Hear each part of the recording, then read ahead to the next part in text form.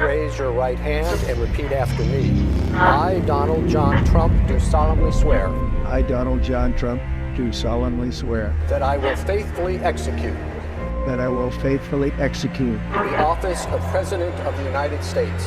The office of President of the United States. We have been given a gift by God today to usher in a new dynasty. Now you get RFK Jr. Don't you want a president who's going to make America healthy again? You get Tulsi Gabbard. Putting our country in a continual state of war. You get Elon Musk and you get J.D. Vance. A hell of a way to start the next 4 years. The right-wing Avengers. We have an army of digital soldiers. Department of Defense under Donald Trump will achieve peace through strength. Shut down the FBI Hoover building on day one. Rescission of 78 Biden-era executive actions, executive orders, presidential memoranda, and others. The golden age of America has most definitely begun. Begin preparing the 30,000-person migrant facility at Guantanamo Bay. They're getting the dirt bags off these streets. There's one guy who can fix this shit, and it's Donald Trump. What's storm, Mr. President? You'll find out.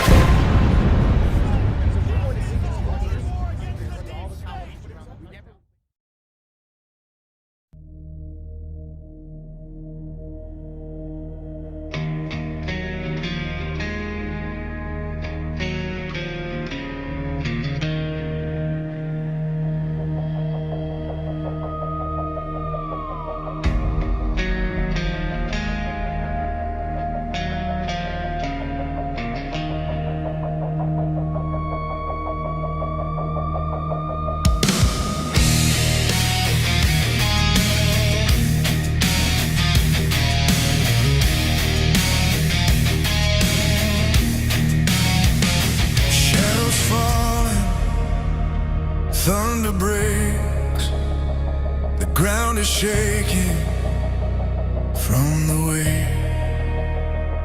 Voices crying in the night, but freedom burns a steady light. We hold the line, we won't let go.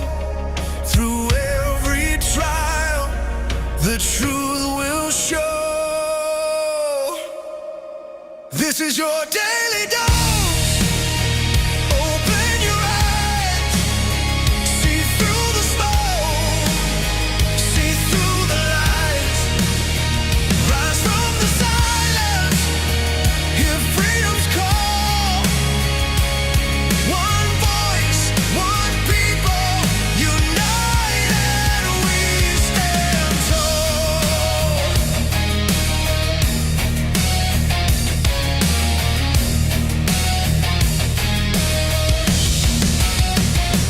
Hearts awaken, chains undone. A new day breaks, the dawn has come. Through every battle, through the flame, our faith in God remains the same. The storm may rage, the night may fall, but hope will answer stronger than all. This is your daily dose. Courage and fire, lifting the weak, lifting us higher. Not by the sword, but the truth we recall. Where we go on.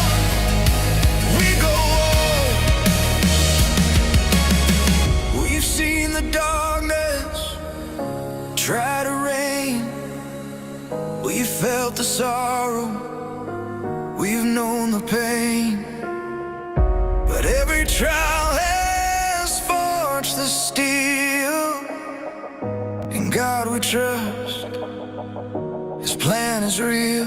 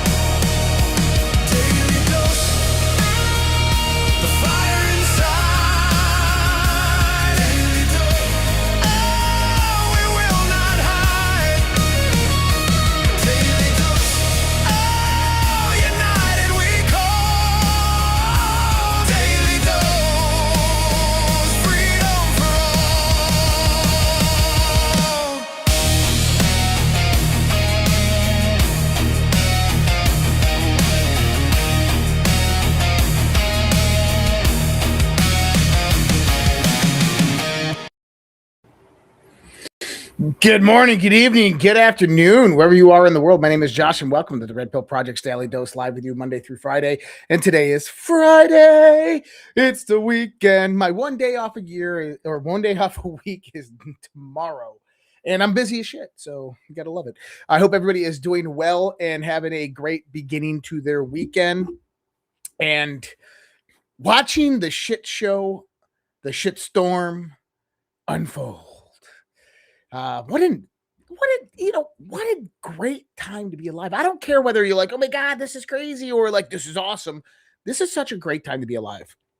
And, from our position, looking kind of at social media and just watching what's happening, it's very, very interesting. I think that psychology will be writing books on how social media influences people for the next 100 years, because this is nuts what we are witnessing. You have people who were MAGA America first, still America first, hate Trump, but don't know why. And the talking points that they say of why they hate Trump are propaganda or untruth or not real. And they can't see the larger picture. They can't see the 40,000 foot view. They can't understand what's actually happening. So it's really, really interesting. But we're going to talk a little bit about that today. We're going to talk about Iran. We're going to talk about Chuck Norris. Got to talk about Chuck Norris. We're going to talk about the 2020 election, just a few things on that. But primarily kind of what is unfolding and some things that I told you earlier this week and last week. It's going to be over really soon. Is then coming up again. And so we're going to talk about that. And sorry about the early, the short show last night. No show tonight after this, so I'm gonna be able to go the full distance, baby, the full distance.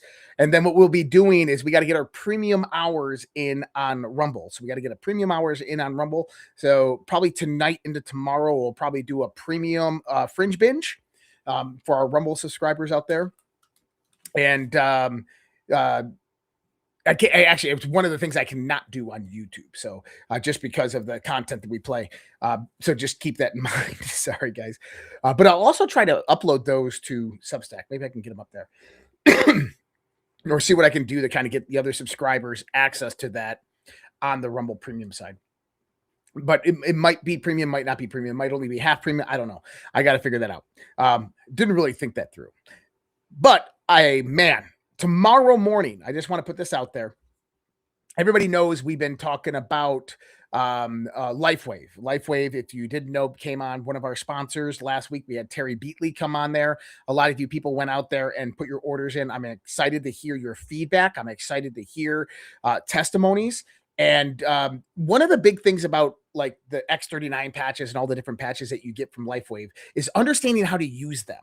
And it's really an important part of that. So if you did go out and order them and you want to get like an introductory lesson on this or learn more about Lifewave, if you didn't order, we're having another Zoom tomorrow at 11 a.m. Eastern time. I will be on the Zoom. So if you want to jump in and say hi to me, you can absolutely do that. Now, the question is where do you get the Zoom link? So there's a few different ways to get the Zoom link. Number one, in this video that you're watching right now, if you go to the description and it says like more, you usually got to drop it down. You'll see the Zoom link right there. That's the Zoom link for tomorrow at 11 Eastern time. So make sure you copy that. If you go to my website, you can find it and you can put your email address in, and then that will, it should have prompted an email, but I ran out of emails and I got to update that. So it's going to be a day before that refills. And so what I will do is if I see something come in, I will send the email out automatically with the information in it before tomorrow morning. So everybody does have that. But I just want to ensure that people who do want to get into that Zoom tomorrow do get access. Another thing that I did is on my Substack, there is a new post out there for specifically for X39 stem cells, etc. And if you click on that after this show, the Zoom link will be in there. So the Zoom link's not there right now, but I will add the Zoom link in there so people do have it publicly in case they're like, I don't know how to do this on the description thing in the show. I just wanted to put that out there. Now let's jump into the nitty gritty. Oh, and if you guys are interested in Lifewave and like, yeah, what the hell, let's check it out. One of the things that keep in mind is life.redpills.tv. Life.redpills.tv. That'll take you directly to the Lifewave website. And when you go in there, make sure you're choosing that preferred customer because you're going to save like $50. So just keep that in mind when you're doing that.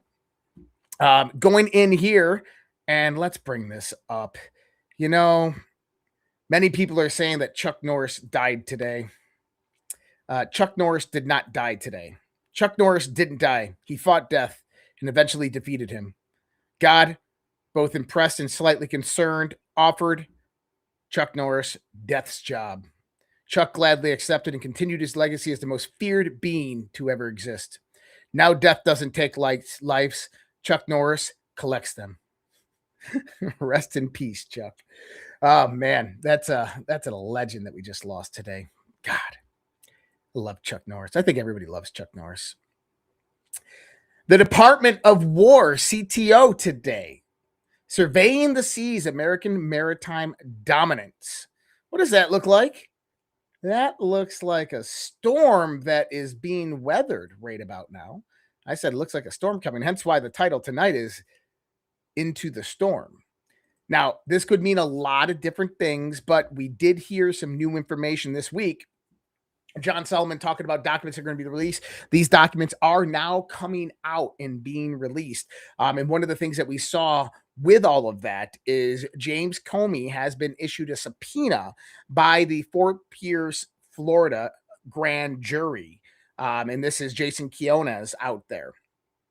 So we haven't seen the indictment yet, but now we're seeing another. So we've had 3 known subpoenas come from that grand jury: John Brennan, Susan Rice, and James Comey.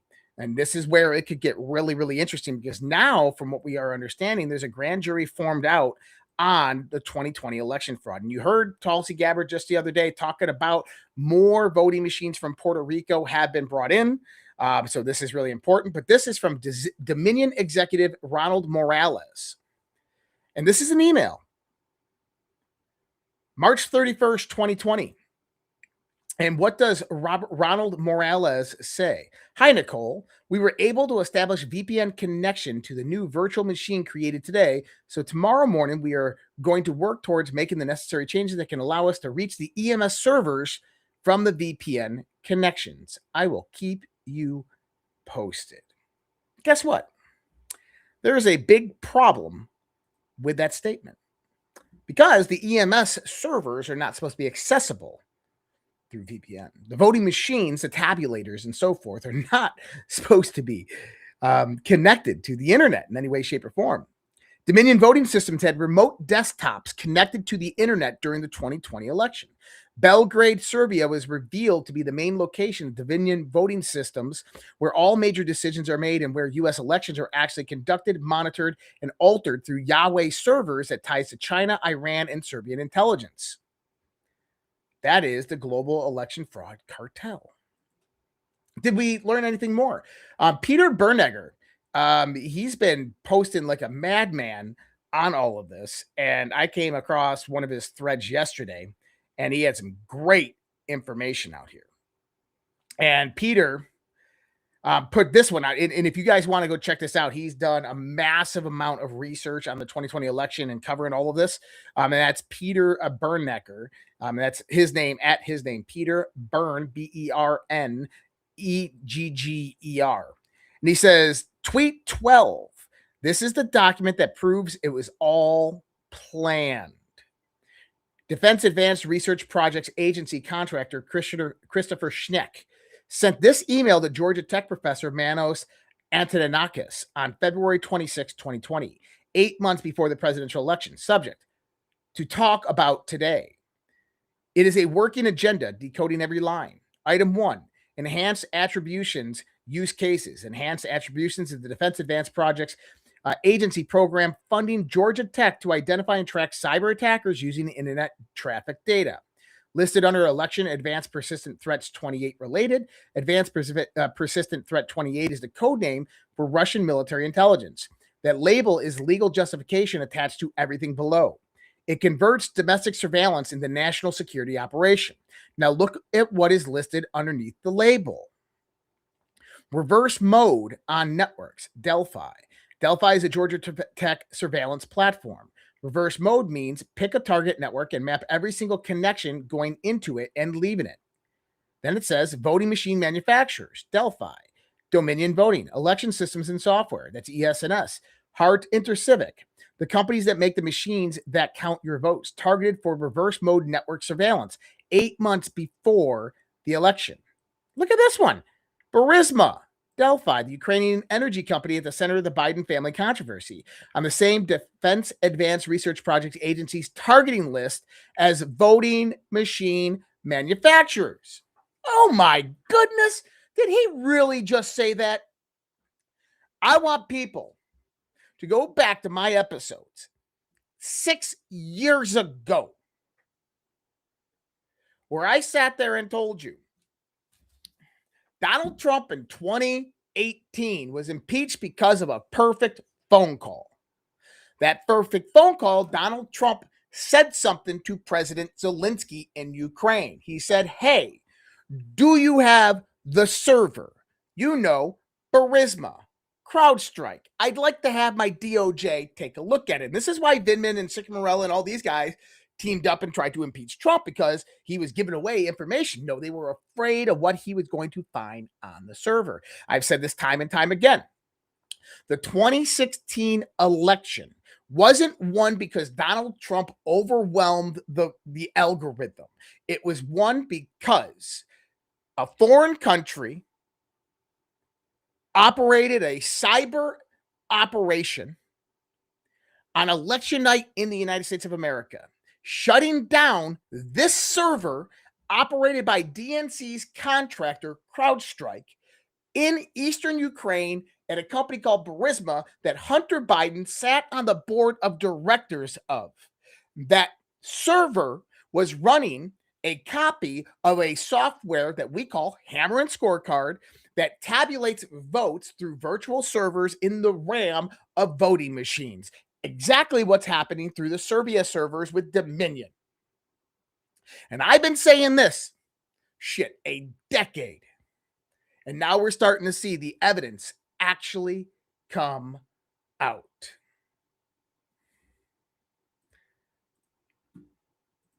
What an interesting world it is.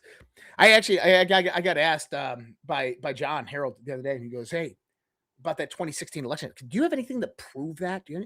Yep, right there. Other than my source contact, who basically told me exactly that. So the problem with being well connected within various different communities is it's hard to prove things that aren't public.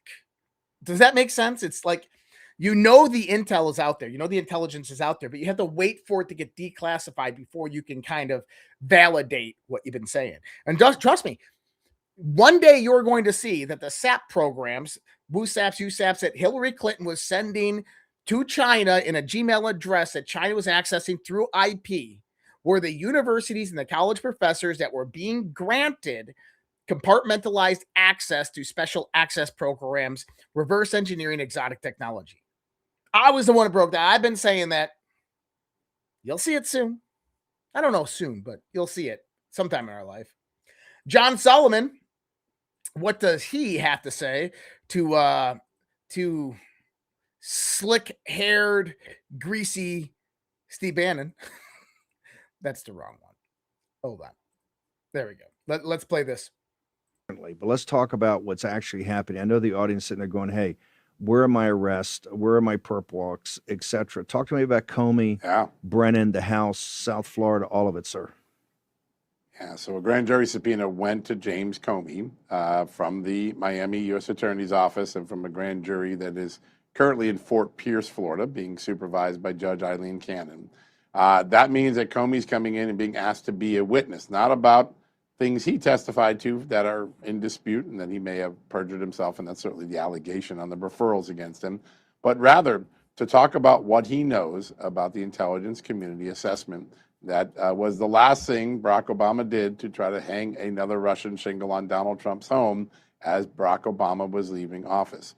That's the assessment that said that the intelligence community assesses that Vladimir Putin tried to help Donald Trump win the election. We now know most of the experts in the community disagreed with that assessment, and the only way they got to it was by sneaking in the then already discredited Steele dossier and then using it to pin that part on there. Brennan has always said he didn't want the dossier in there and that he didn't rely on it. That evidence seems to be, or that testimony, those comments seem to be at odds with the evidence. And so James Comey would know whether the CIA was asked or was bugging him to send over the Steele dossier so they could make this conclusion. He becomes a critical witness. You could potentially have James Comey be a hostile witness against John Brennan in any indictment. Meanwhile, federal officials tell me that the House Intelligence Committee is going to schedule a vote next week to vote out and send to the grand jury, send to the prosecutors, its contacts with John Brennan over the years so that all of those testimonies and private briefings can be viewed by grand jurors to see when and how and what Brennan said over the years about various issues that are now tied up in the weaponization. At the end of the day, this part of the case, which is only a small part of the case, is looking at one element of the intelligence community being politically weaponized. In other words, did the intelligence community in late 16 and early 17 put its political viewpoints ahead of its country by declaring Donald Trump was being aided by Russia in the absence of such evidence because they wanted to create a political narrative that would hurt Donald Trump? Now, that's directly connected to the second issue we've been talking about the last week, which was, did that same intelligence community 4 years later in another election and in the aftermath of another election once again put politics before country by trying to keep secret from President Trump, from the Congress, from the American public, evidence it had that multiple states' voter data registration had been penetrated and obtained and analyzed by China. Now, okay. Thank you, John Solomon, for all of that and confirming another thing that we've been talking about here on this show for a long time. You know, I actually love the way John Solomon presents things. So James Comey has been subpoenaed in an alleged grand conspiracy against Donald Trump. Now, do you remember last week when James Comey put out this weird video again talking about a music song, Sandcastles? Did you see this? Last week, James Comey put out another video where he's standing in front of the camera and he's talking about being in a meeting and they were talking about the song Sandcastles. Last week, it was James Comey and Sandcastles. Then we find out he is being subpoenaed. But do you remember Exile? His favorite Taylor Swift song is Exile. Remember from the insane and weird scripted video he posted? I think I've seen this film before and I didn't like the ending. I'm not your problem anymore, so who am I offending now? You were my crown, now I'm in exile, seeing you out. I think I've seen this film before, so I'm leaving out the side door. First, the Swiftie show he was at 15 years ago. That was the start of FISA-gate. Is Comey taking the Rommel trial, suicide weekend? Just a thought, first arrest incoming. And really what I was saying here is it goes and correlates back to what we discussed with the 8647 post by James Comey. Remember the 8647 post by James Comey? And Secret Service brought him into Washington, D.C. And I said, hey, that wasn't James Comey putting a threat out there to Donald Trump. That was James Comey saying, I want to talk. And James Comey came in and sang like a bird. And James Comey then made a deal. Remember we talked about all this. I said, James Comey made a deal.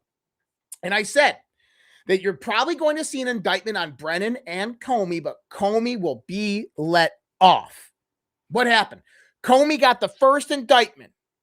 Lindsay Halligan, Eastern District of Virginia. And, Lindsay Halligan wasn't actually rightfully appointed. And so the statute of limitations ran up and Comey's indictment flew out the window. Remember this? And I came out and said, no, that was because he made the deal, and they did that on purpose to make it look like a technicality to let James Comey off. Now he's been subpoenaed, not as he's under investigation, but as a what? A witness.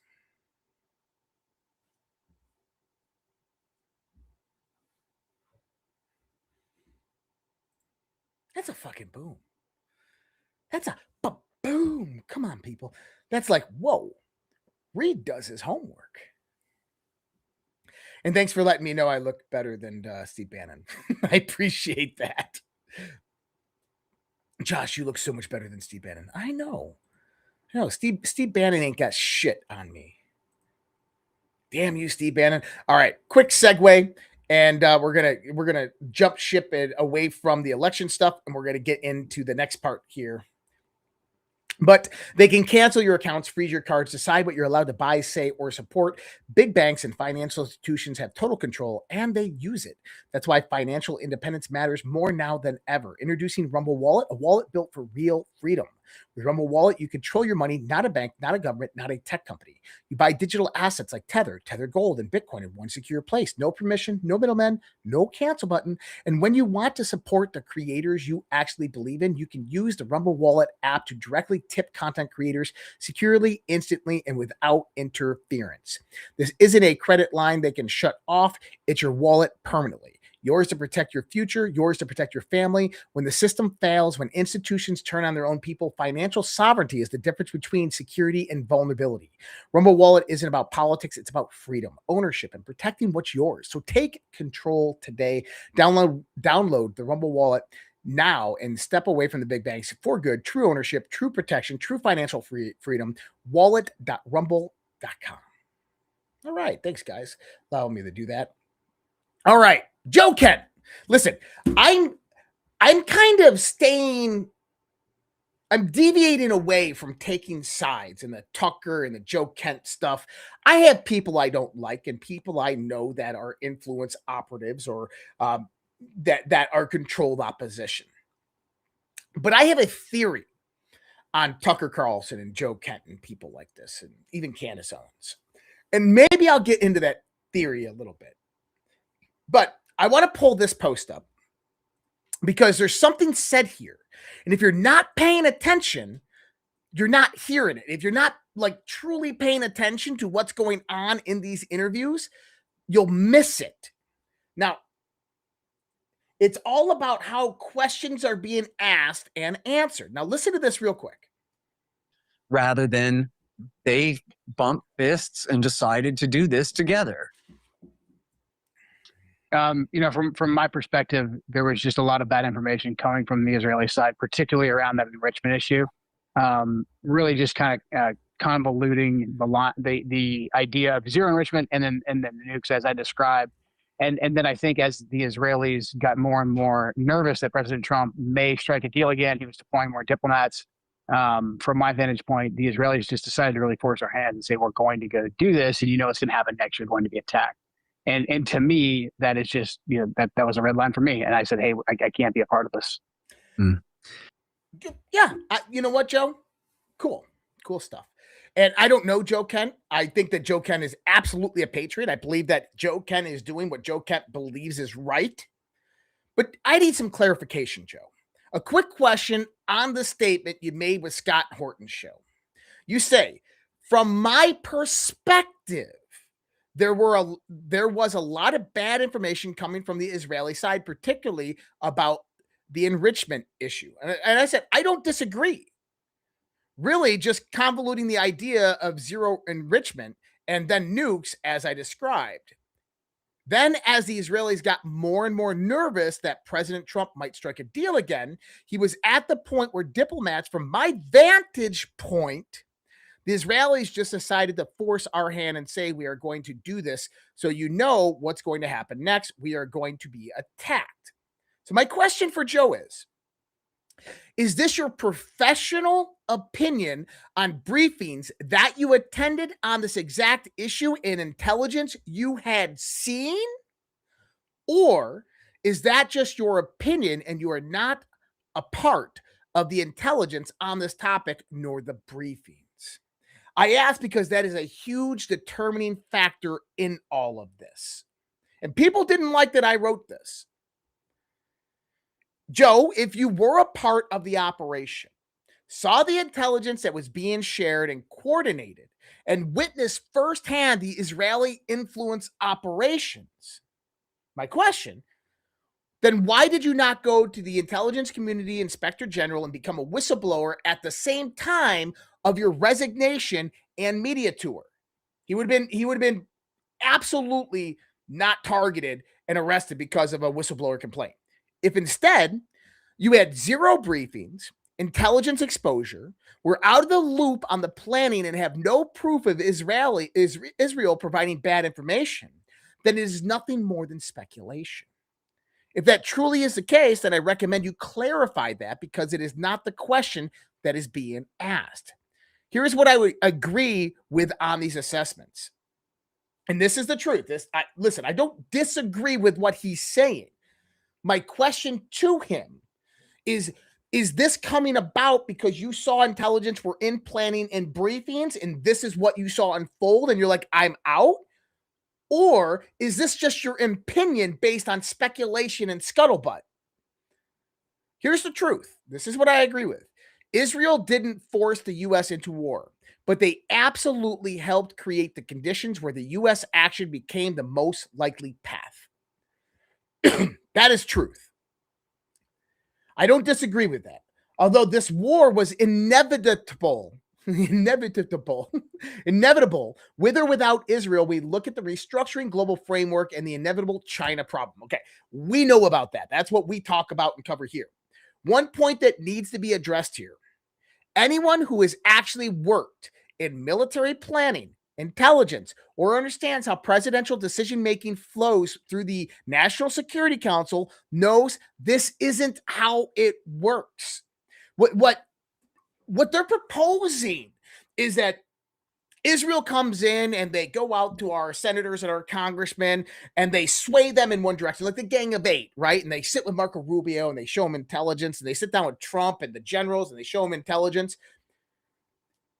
And then everybody's thinking that Trump just said, okay, we got the intelligence, we're going to war. General, ramp up the airplanes, we're going to war. That's not how it goes. The idea that Bibi gave Trump an ultimatum and just ordered the military into action is a flat-out nonsense. Decisions like this move through multi-layered systems. Hundreds of analysts across the CIA, NSA, DIA, and other interagency fusion centers and validate this intelligence. Military planning cells running risk escalation and targeting models. You have legal and strategic review by multiple different levels.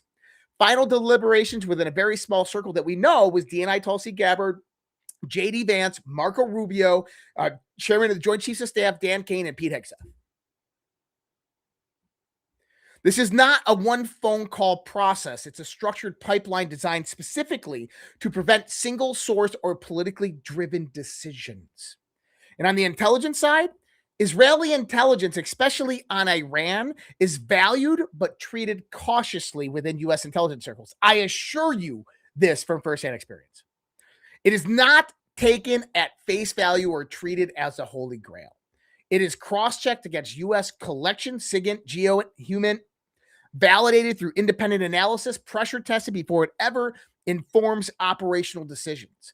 Only after that process does anything move towards action. Bottom line, this wasn't coercion. It was a coordinated decision made through a system involving hundreds of inputs, multiple layers of validation, and centralized authority at the very top. And then I asked Joe, would you agree, or was this a complete breakdown of the system and all the leaders decided not to speak up and just instead go ahead with Trump's decisions to start World War III based on influence from Israel? Because that is really the speculation that is being drawn. He is saying this last paragraph right here, okay? This is what is being implied. The problem is that's not how it works. And if you're telling me hundreds, if not thousands of people who are involved in the intelligence and the military process are just staying silent, that aren't speaking out, that didn't stand up and walk out of their jobs or whatnot, then we have a problem here, because one of the things doesn't look like the other. You're telling me that Dan Kane, chairman of the Joint Chiefs of Staff, who was critical about U.S. troops on the ground and the effect of U.S. troops, wouldn't go to President Trump and say, you know what, sir, I'm retiring. Have a good day. Because guess what? Dan Kane absolutely would do that in a decision that he doesn't agree with.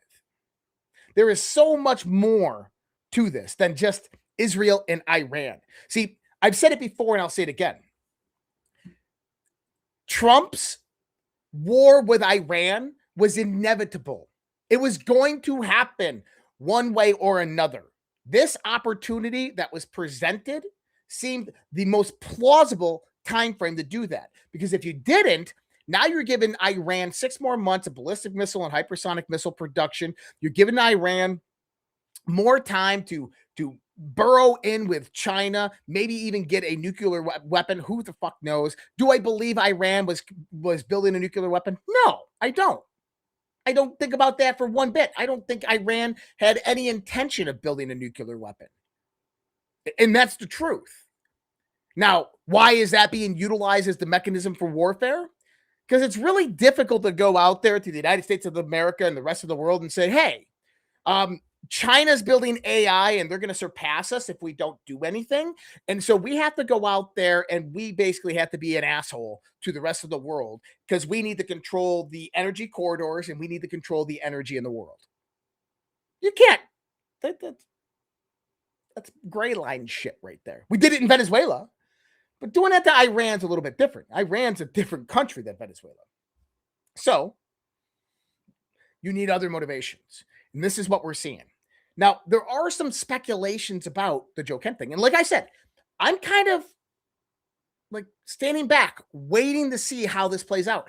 In other words, I don't think we have enough information to really validate a lot of this stuff. But Honest Reporting today posted this. They said, Joe Kent goes on Tucker Carlson. Within minutes, the exact same clip, same caption, same outrage floods the internet. Not organic, not coincidence. Labs tracked it in real time. What we found will shock you.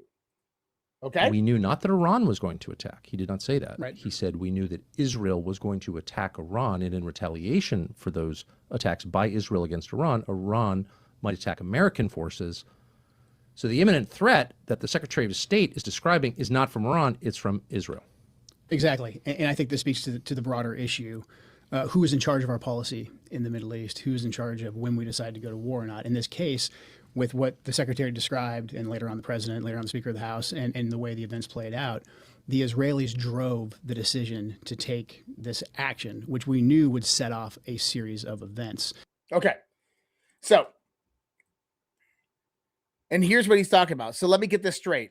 Our U.S. counterterrorism chief, Joe Kent, resigns from the office and says Iran poses no imminent threat to the United States. He goes on Tucker Carlson and shows and tells the public that Israel forced the U.S. to attack Iran. Now he's under FBI investigation less than 24 hours later. The Jewish mafia must be stopped. Well, I don't disagree with that. But what is Honest Reporting talking about here? The trigger quote. The Israelis drove the decision to go to war with Iran was clipped and posted across hundreds of accounts almost simultaneously. Not minutes after it trended, during the broadcast. Real breaking news takes time to spread. This is a running start. Who amplified it? A coalition that should make you raise your eyebrows. Russia state TV, Iranian state media, Hamas-aligned Quids News Network, Turkish state broadcasters, Sputnik Brazil, and Jackson Hinkle, Candace Owens, MTG, Max Blumenthal, Russia, Iran, Hamas, all right descendants, all posting the same thing at the same time. Ask yourself, when does that happen naturally? And they're spot on with this. The rollout wasn't spontaneous. It was scripted. Kent resigned. Tucker booked without hours. Real whistleblowers are chaotic. They call journalists from parking lots. They don't have a media tour lined up before the ink dries on their resignation letter. This was a plan. And we find out that Joe Kent actually booked this weeks ago.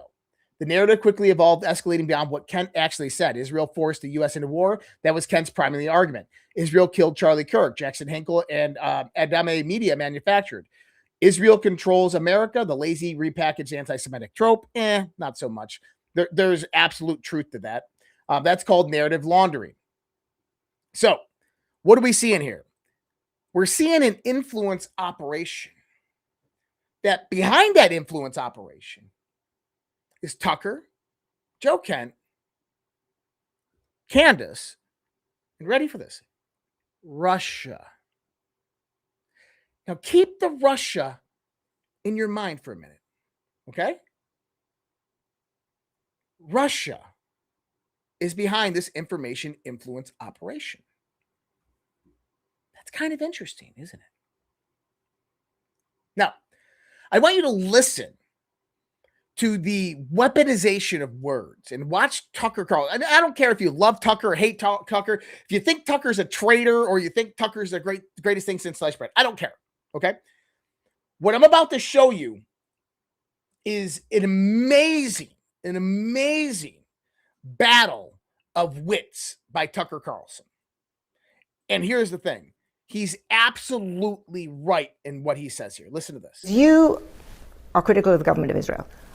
Do you believe in Israel's right to exist? Would you consider yourself a Zionist in that narrow definition? What does that mean, a right to exist? The existence of the political state of Israel as but it has existed, a right. What does that mean? That you think it should continue in its existence as a state right now. So you do not agree with Iran, for example. Well, let me just ask, since you asked me the question, it's fair for me to get you to define the term so I can answer it. You've asked two questions. The first was, do you believe Israel has a right to exist? And the second question was, do you believe Israel should continue to go on as a nation state? And those are very different questions. So I often hear the phrase... Having been created as a political entity in 1948, does it have a right to exist? Is that what you're asking? I don't want to get hung up on the right. Should it continue to exist? That's how I define narrowly Zionism. Because the phrase you used was devised by the Israeli government. Of course, does it have a right to exist? And so my question to you would be, what does that mean? Why don't you answer my question? It's a very simple question. I don't know what your question is. Are you asking, does it have a right to exist, or do I want it to exist? Do I seek its destruction? Fine, answer it that way. Well, of course I don't seek its destruction. I've already said, as you know, because I said it to you, I don't want Israel to be destroyed or have to use nuclear weapons. We've established that you are in that narrow terms of Zionist. If that's how I'm in no sense a Zionist. I don't want any country to be destroyed at all, and I don't want people to die, particularly ones who committed no crime, because I don't believe in killing innocents, period. That's the basis of Western civilization. Eastern civilization is a whole different view. They believe in collective punishment. I don't. So you're in no sense a Zionist? I don't even know what that means. Why don't you define the term, and then I'll tell you whether I am. I've just defined it. What's a Zionist? That a Zionist, in my narrow term, this definition is that the state of Israel, the political state of Israel, has the right to continue existing. The right? Where does that right come from? What do you mean? These are I'm not being a lawyer about it. I just want to know what you're asking me. This is where it gets really good, and watch what Tucker does here. Question. Because I don't know what you're asking me. Let's go to the Wait, third. no. I think a lot. You don't want to define your question, and I don't know why. I don't know what you're asking me. I've already said I don't want Israel to be destroyed. I don't want anyone to be killed. And you've said, does Israel have a right to exist? Does it have my question is, what right are you talking about? Does Britain have a right to exist? Does the United States have a right to exist? There was a world order built up after 1945 which suggested that aggression should not be condoned into countries. That countries with borders have the right to exist. I totally agree with that. Okay. Which is why the first thing that Israel did within 2 weeks of this war starting, which is supposedly existential for them, was take southern Lebanon, take someone else's country, as they have done repeatedly. And no one even mentions that. And so I guess I would be opposed to that, because I think Lebanon has a right to exist. I thought Gaza had a right to exist. But I noticed that as soon as we started portioning rights, only one country gets them. No, I did not say that. You're absolutely putting words into my mouth. I believe, here's what I do believe, since you asked. I believe in universally applicable standards. And if they're not universally applicable, they're not standards, they're preferences. That's why I believe in human rights, not ethnic rights. I don't think Jews have more rights or less rights than anyone else. I don't think Christians have more rights or less rights, blacks, Filipinos. I believe in human rights that derive from the creation of people by God. Wow. That's how you battle that language warfare. And that was beautiful, Tucker. And I don't care if you like Tucker or hate Tucker. I'm kind of neutral. I'm just watching back. But what he said was spot on correct. So I saw people talking about Britain controls Iran. Yeah, we've been talking about that a lot. And Lloyd's of London and the London bankers, man, they're getting hammered. I'm going to actually go over some of that here in a little bit with some of that. But going back to Tucker and then before that, the Russia thing that I told you to keep in your mind, Russia, right? Russia's behind that influence operation. But then do you hear Tucker speak? Because I said Tucker, Candace, Joe Kent, they're in on this. And then you hear Tucker speak, and he was absolutely correct on that. And here's the thing.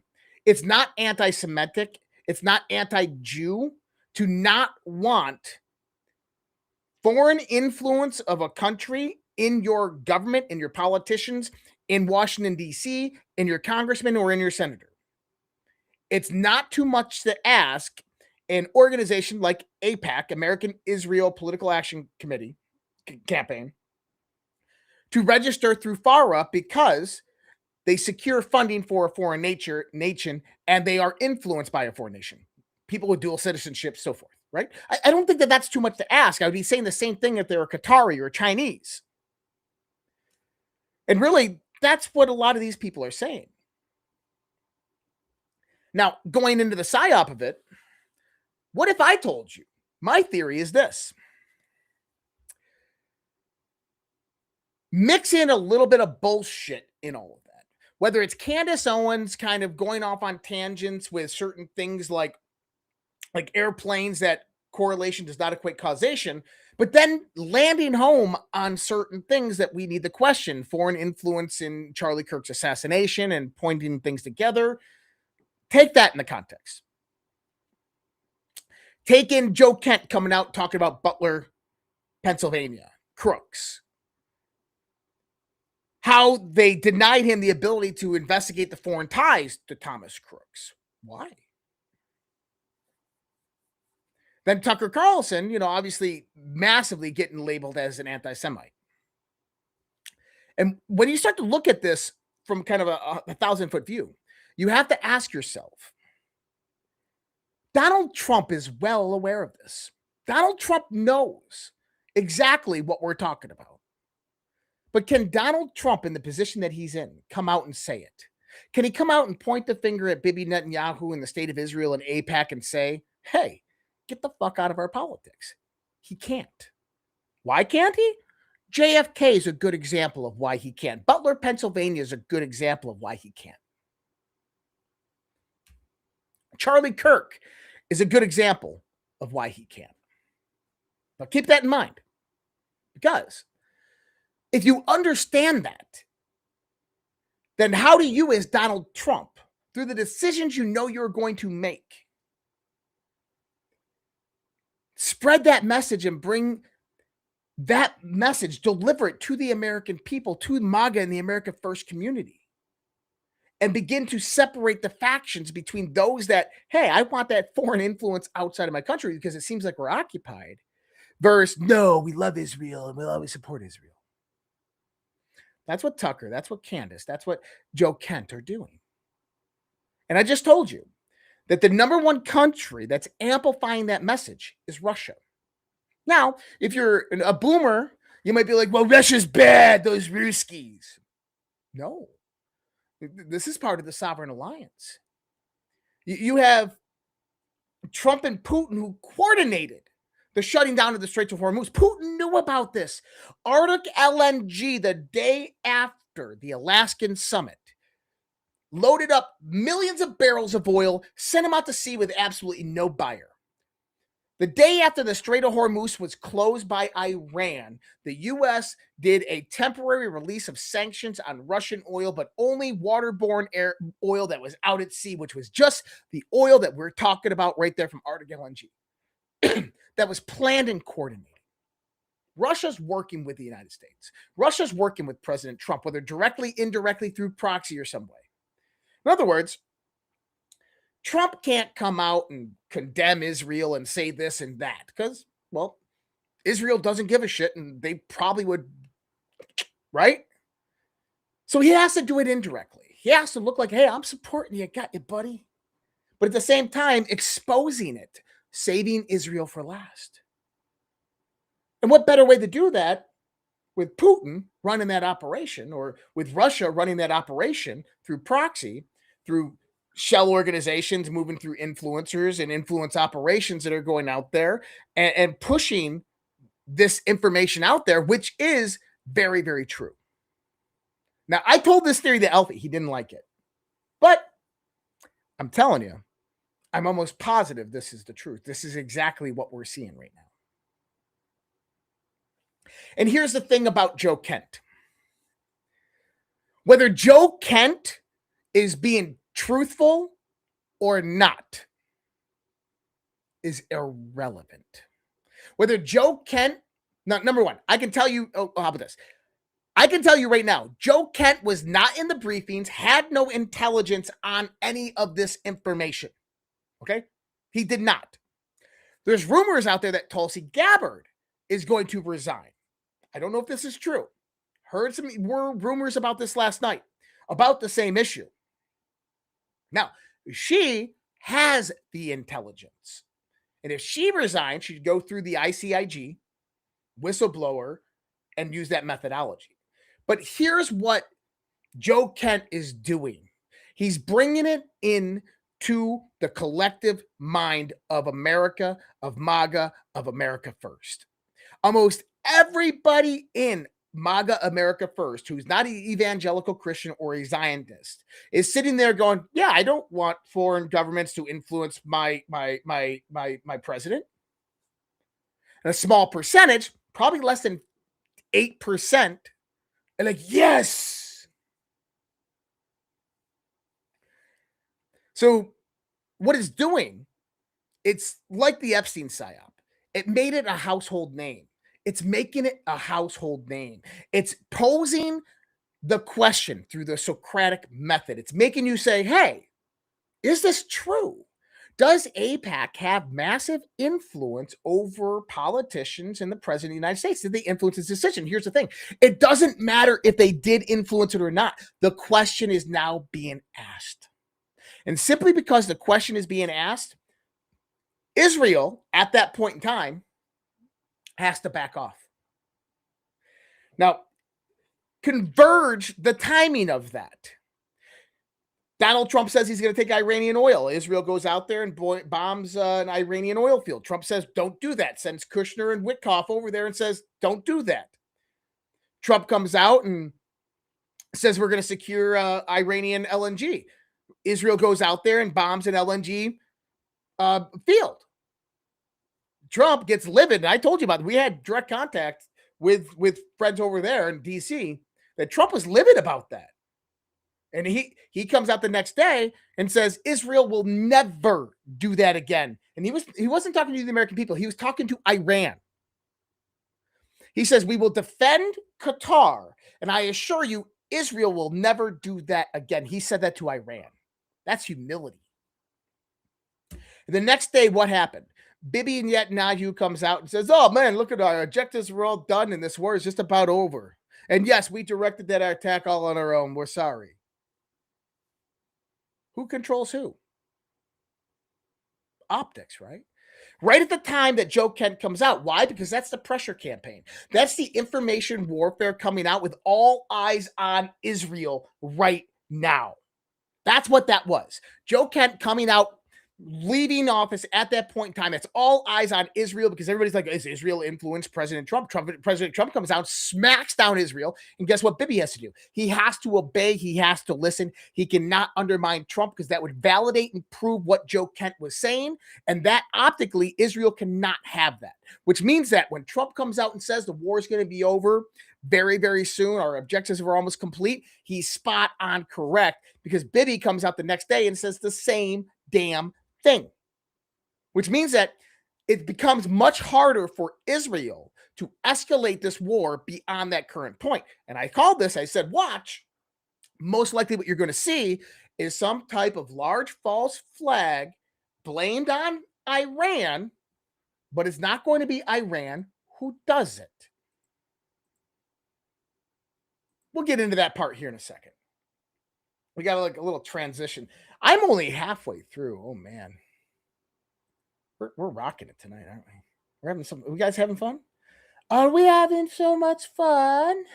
All right, we're going to do this one real quick, and we're going to transition into one part, and we're going to come back to that Israel conversation.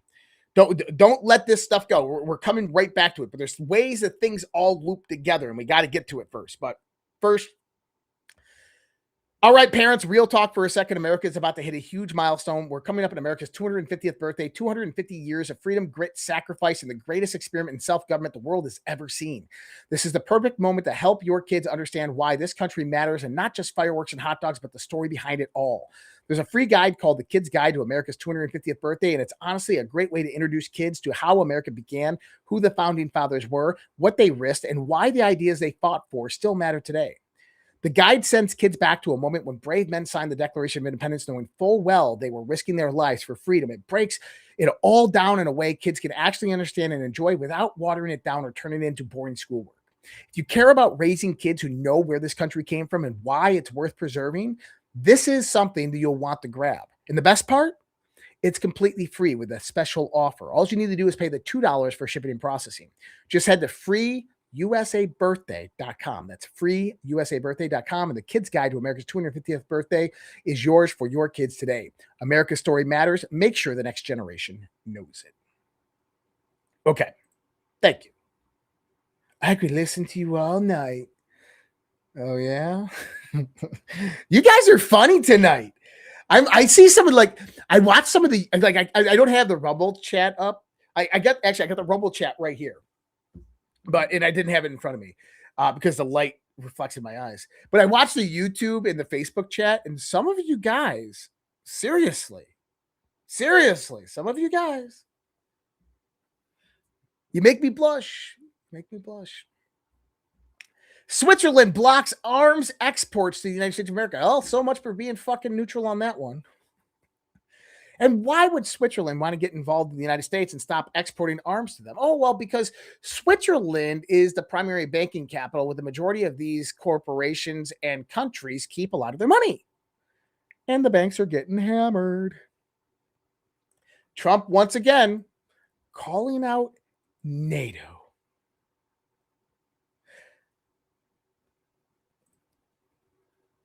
Let's see here. Without the USA, NATO is a paper tiger.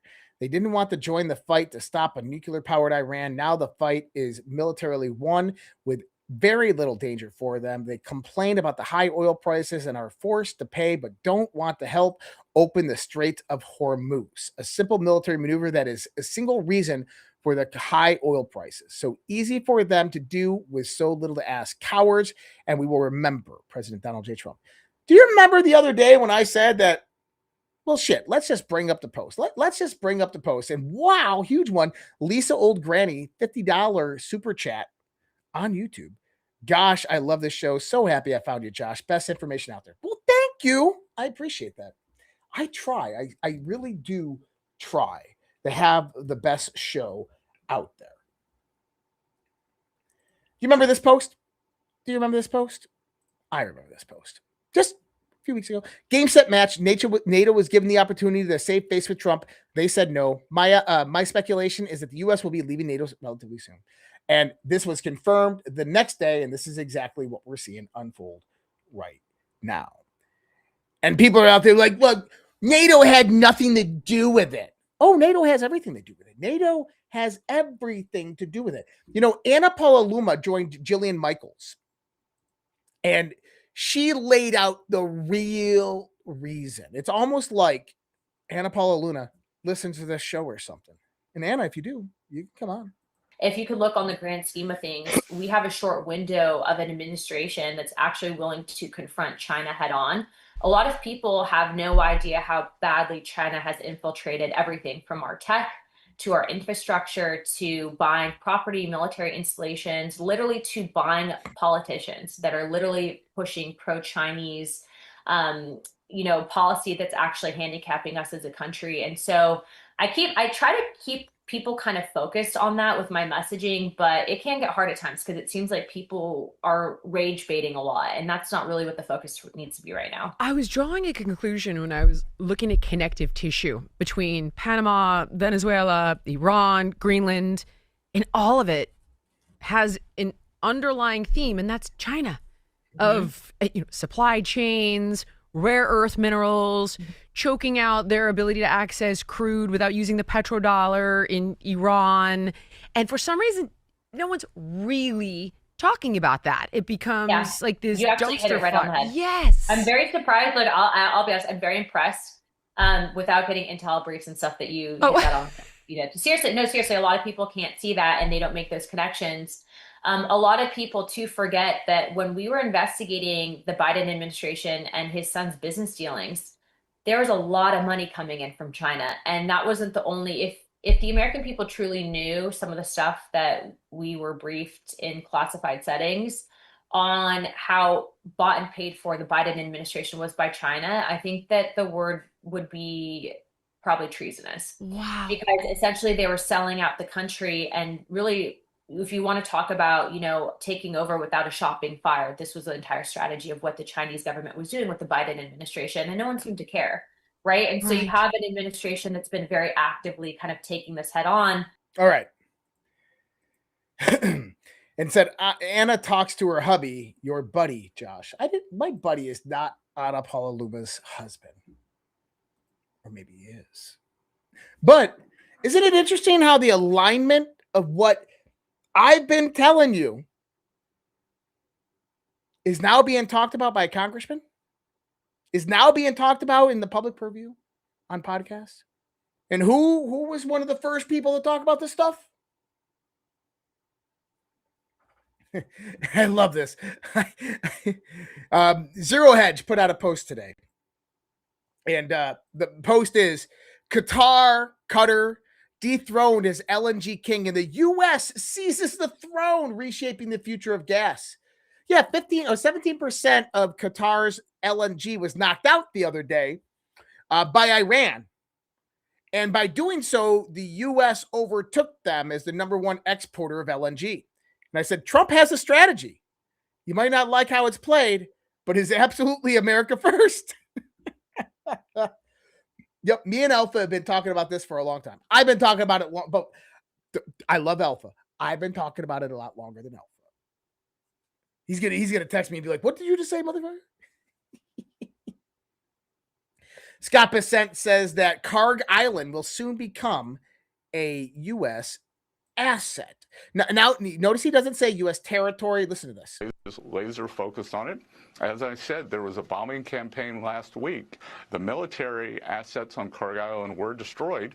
And the other thing I can tell you, if you're an oil worker, you don't want to work there. So all the oil workers there are being coerced to stay there. And, we will see what happens with whether that eventually becomes a U.S. asset.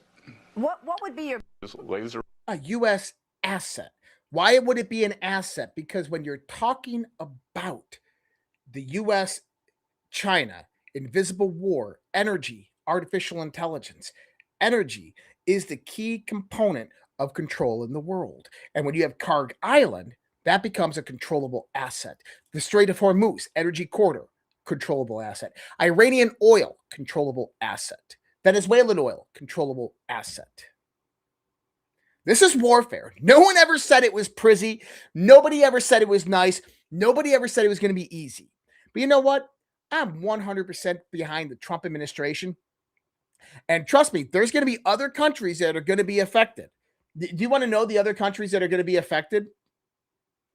Let's go in here. Let me look at my little list I've been making. Okay. We're going to look at Niger, Namibia. No, how do you say that? The Desert Giants. Namibia. I didn't even know there's a country name. Namibia, Canada, Kazakhstan, which Russia controls. You have Uzbekistan, which Russia controls. And if you know why those countries will be coming up relatively soon, Niger, and Nyambia, then you'll understand what I'm talking about here. And if you can name the one resource specifically that all of those countries have in common, you'll understand why.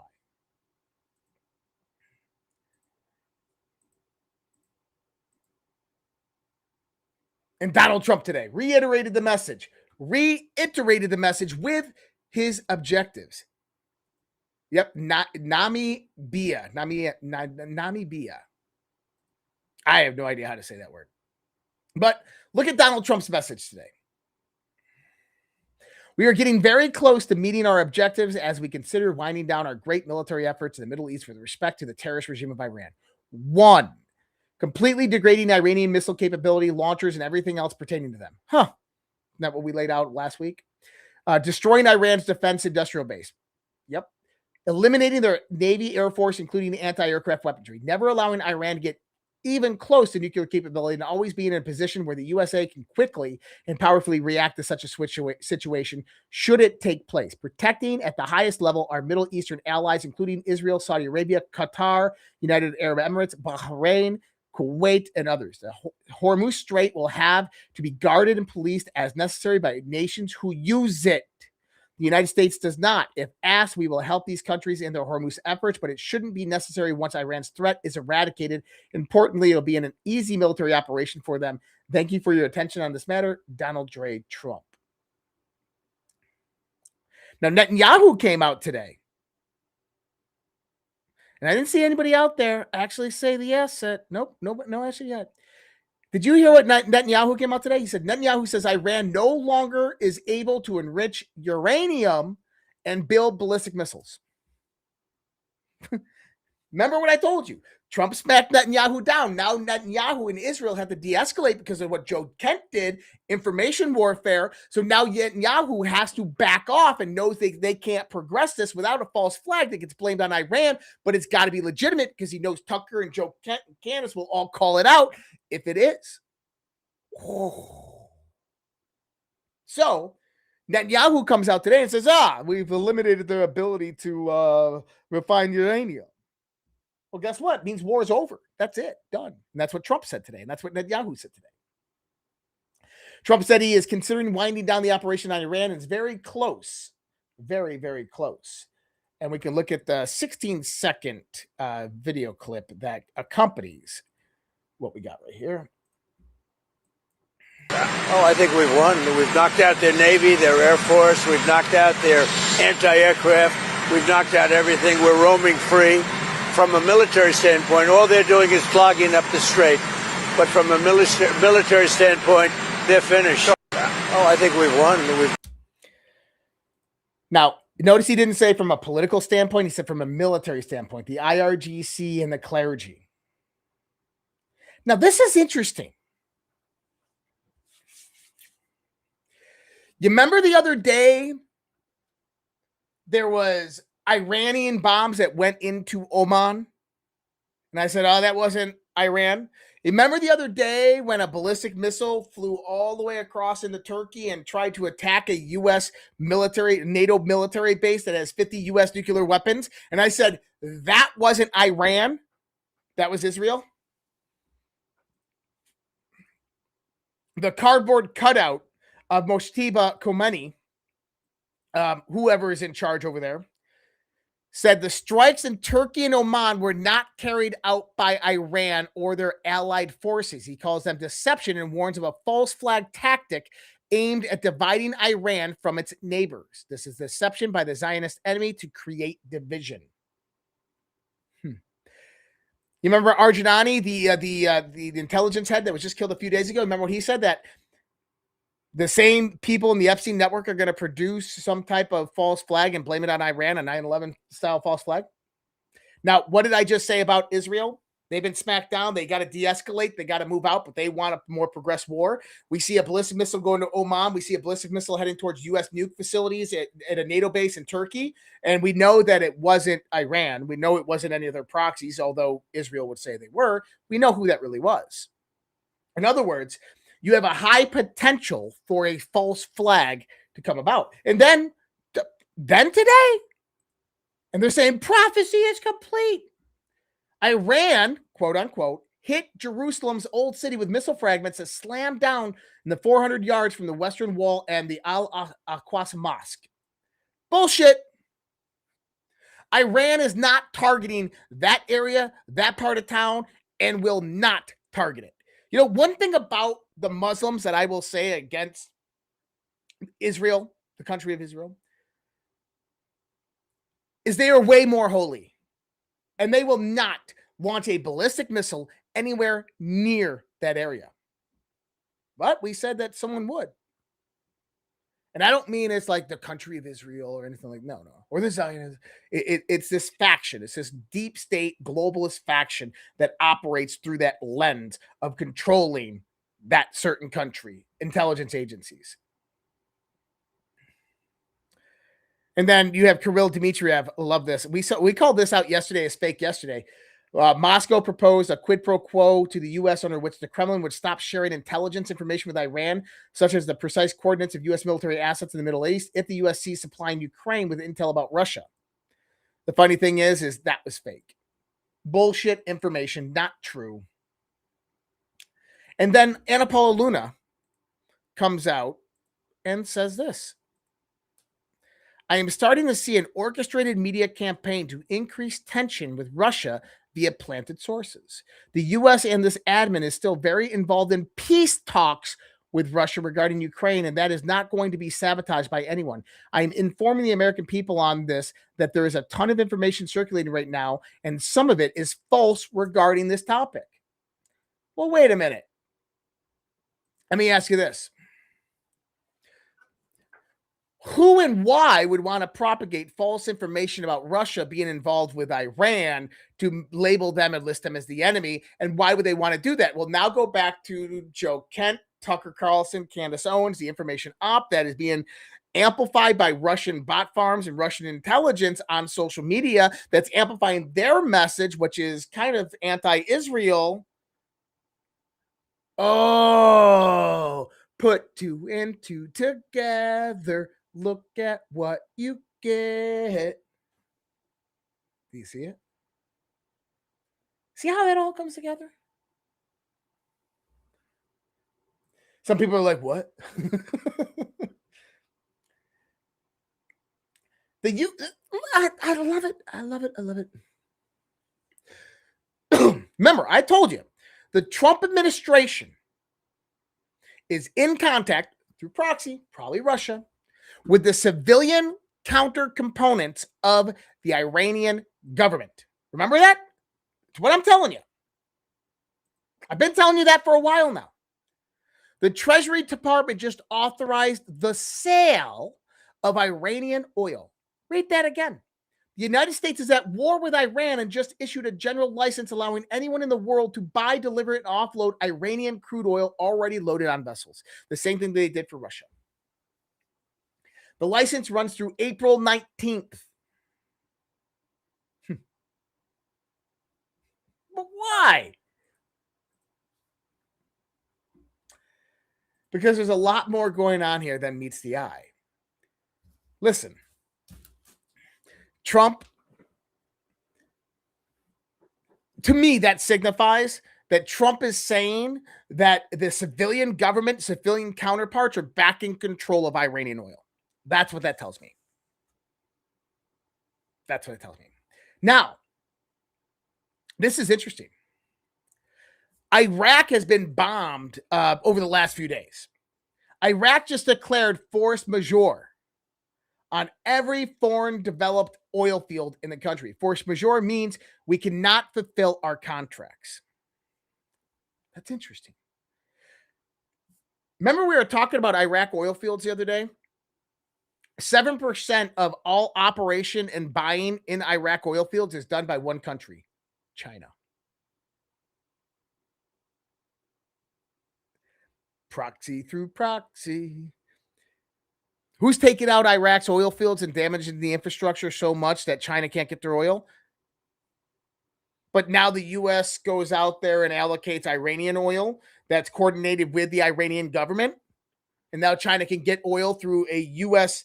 integration. Wait, what happened with Venezuelan oil? Oh, China has to go through the United States to get Venezuelan oil. Well, what about happens when China buys it from Qatar, UAE, or Saudi Arabia? Oh, they all have defense cooperation agreements with the United States of America, defense alliance agreements with the United States of America, which means that if China ever wage war with the United States of America, you have multiple different valves to shut off of Chinese oil. Game, set, match.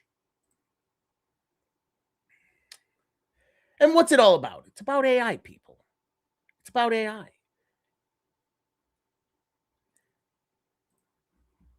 And when we understand that it's about artificial intelligence, that it's about energy, then posts like this under the Office of Nuclear Energy in the U.S. Department of Energy make a lot more sense. Uranium is the main source of fuel for nuclear reactors. It's found as a mineral in the Earth's crust and is bonded with other elements. And what did I have to say about this? And now we will go get Iranian uranium. Imagine what happens when data centers become the new industrial warehouse. We have to have a way to power that infrastructure. Multiple big tech companies are moving into the nuclear energy. The U.S. government is now building out massive infrastructure in nuclear. Other countries around the world are set to follow. Why does that matter? Because uranium is scarce and not easy to mine, process, and refine, which makes it a valuable commodity in a world that is about to need it in massive abundance.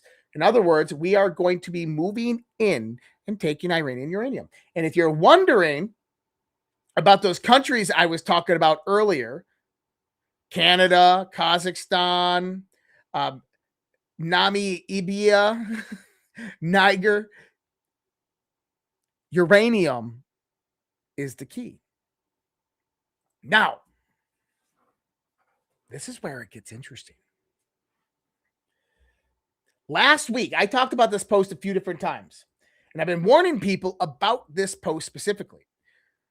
Why is Israel bombing Iranian oil and LNG after Donald Trump says that the United States is going to go in and control it? Why? There's unprecedented coordination between Israel and the U.S. and achieved substantial achievements that are changing the reality in the West Bank, in the Middle East and beyond. These achievements are increasing the status of Israel as a superpower more than ever. Through our power in opposition to the power of our enemies, this is what is ensuring our survival. Our threats come and go, but when we become a regional superpower, and in many respects, a global superpower, I will play that part for you again. Listen. Threats come and go, but when we become a regional superpower, and in many respects, a global superpower, we have the power to push away threats and ensure. Did Netanyahu just say that they're going to become a regional and global superpower? Well, hold on a second here. Hold on. Is there more? I think that what has to be done is to have alternative routes. Instead of going through the choke points of the Hormuz Straits and the Bab el-Mandeb Straits, in order to have the flow of oil, just have oil pipelines, gas pipelines, going west through the Arabian Peninsula, right up to Israel, right up to our Mediterranean ports, and you've just done away with the choke points for forever. That is definitely possible. So I see that as a real change that will follow this this war. Did Netanyahu just say the quiet part out loud? Israel is positioning themselves to become a regional and global superpower by the control of Middle Eastern energy assets, oil pipelines directed through Israel to the Mediterranean, making it easier for the passage so you don't ever have to worry about Iran again. President Trump doesn't want that. President Trump never said anything like that.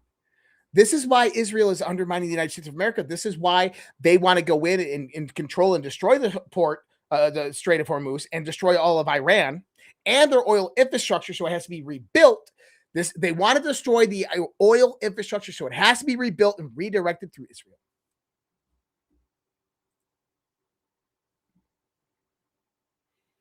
I'll see myself out. World-renowned investor Sir John Templeton said that he made the most of his wealth in the very short periods of times of great pessimism. The Iran war has erased 3.2 trillion from the markets in 3 weeks. That's interesting because the 3.2 million has been erased from the markets and it didn't go into gold. Went in the oil futures. It's in cash. All right. Interesting piece of news right here that I'm going to bring up in 1 second. I just got to make sure. Where are we? Where are we? Where are we? Okay. All right. If you didn't watch this interview, it's actually a really good interview. Matthew Brown, former, I think he was DIA or NRO, but he talks about reports that there's an advanced artificial intelligence that scours databases to catch and kill UFO information. Wanted publicity or anything. I was just doing my duty as a pilot, informing air traffic control or asking it. We trained for that. I mean, what is it? Reacted that way because that's the right procedure. That's the right thing to do. Absolutely. Like, having uncertainty in our operating space like that is the last thing we work towards. So yeah. You know, something else that's really weird. If I was on the ground or if I was at 12,000 feet in a Cessna, even at 25,000 feet in a Citation flying, and I look. Well, this is weird because I don't think that's the right clip. Oh, this is what he's talking about this. Okay. Anyways, wrong clip. But Matthew Brown reports that there's an advanced artificial intelligence that scours the database. And I listened to this interview. And what he's talking about actually is a highly advanced artificial intelligence that's actually integrated. It's not just one AI. It's actually piecemealed over the last few decades. Palantir actually makes a big part of that artificial intelligence. But the newest component that does the data scouring, and basically what they're saying is that they scour all government databases with this AI, and that any reports of UFO or UAP information that are made, it removes them and then centralizes them into a database. But it just doesn't do that with UFO, UAP information. It does it with like the Epstein files and things like that. But the AI is called Argus, and it's made by Accrete AI. It's not classified. Well, the technology is, but that part's not classified. I don't think so. Maybe it is. Fuck. We'll know tomorrow if the FBI knocks on my door. All right. This is the last one for Rumble, I swear. AI is coming for your job.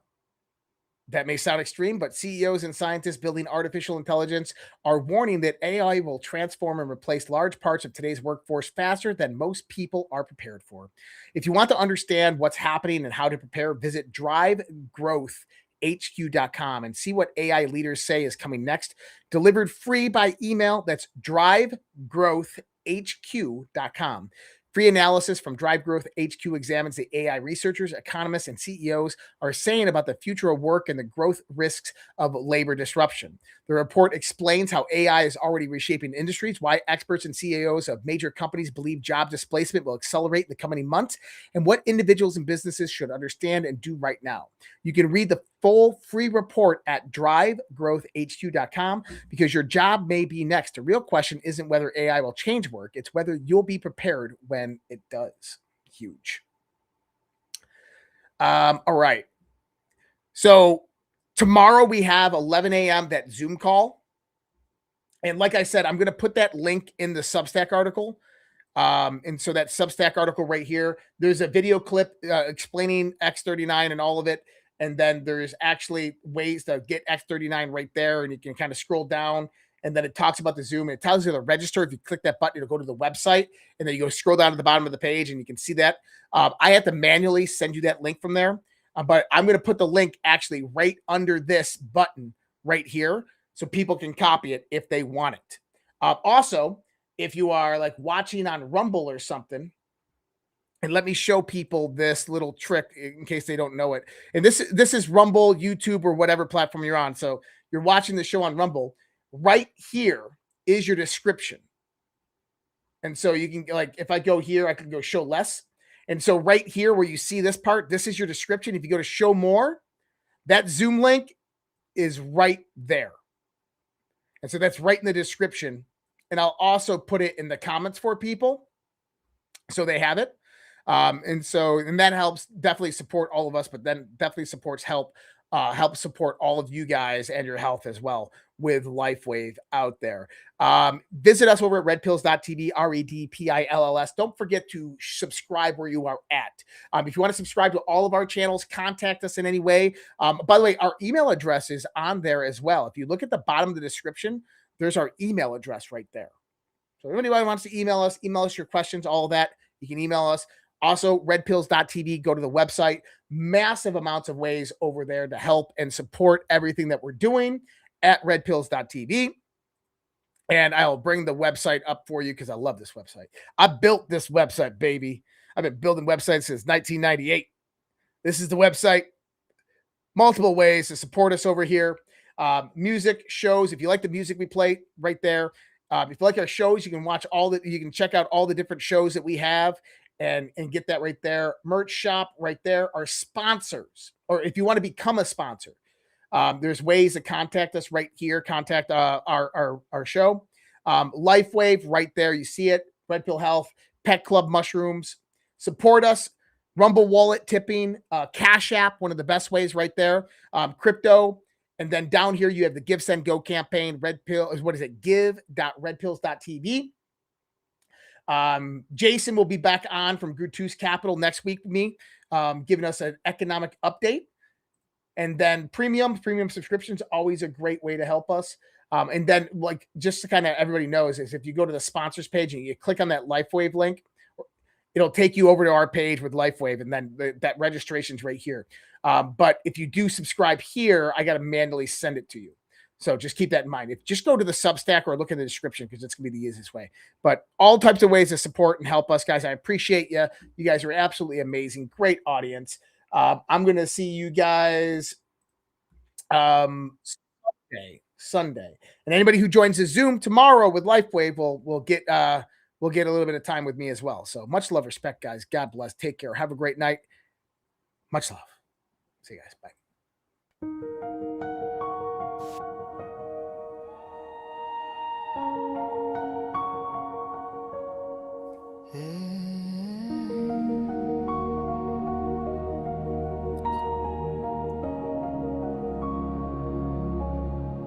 There was a time when our children stood tall, hand on their hearts, one voice for all. There was a time when honor had weight, when the flag was a symbol, not a debate. There was a time when our history was known, with pride in the rules that made us our own. There was a time, respect for the brave, for those who bled, for the lives they gave. Now the homeland burns to silent war. Truth is twisted, we can't ignore. Voice still calls, we the people will not fall. There was a time, but the time isn't near. The great awakening is here. Dark to light, veil under, patriots rise. We are one, land of the free.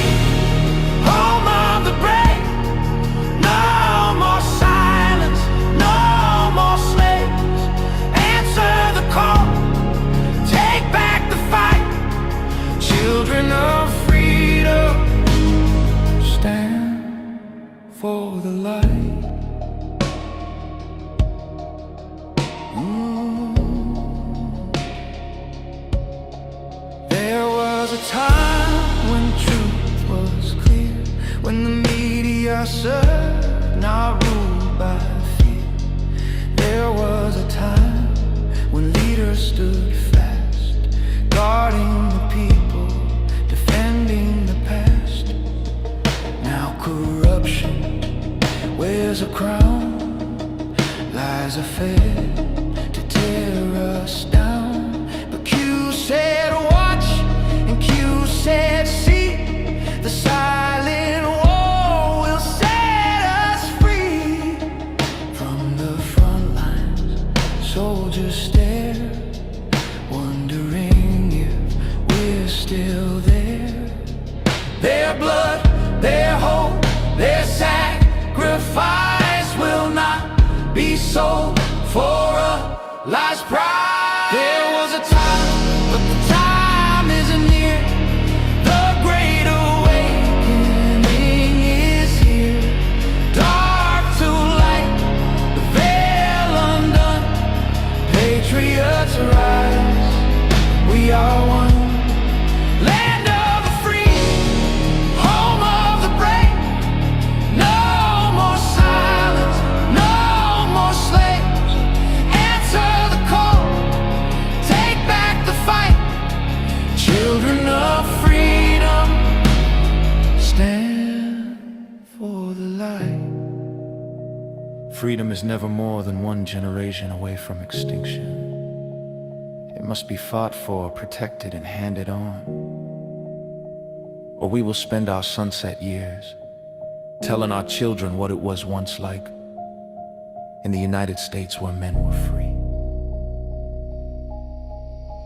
There was a time, the time is near. The great awakening is here. Dark to light, veil undone. Patriots rise, we are one. Land of the free, home of the brave. No more silence, no more slaves. Answer the call, take back the fight. Children of freedom, stand for the light. There was a time. There was a time. Now is the time. Do it.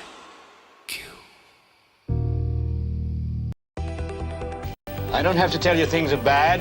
Everybody knows things are bad. The air is unfit to breathe, and our food is unfit to eat. I don't know what to do about the depression and the inflation. I want you to get mad. I have come here to chew bubblegum and kick ass. And I'm all out of bubblegum. People should not be afraid of their governments. Governments should be afraid of their people. The more you fuck around, the more you're going to find out. These people are still a part of that system, and that makes them our enemy. We accept the reality of the world with which we're presented. It's as simple as that. I want you to get up right now and go to the window, open it, and stick your head out and yell, I'm as mad as hell, and I'm not going to take this anymore!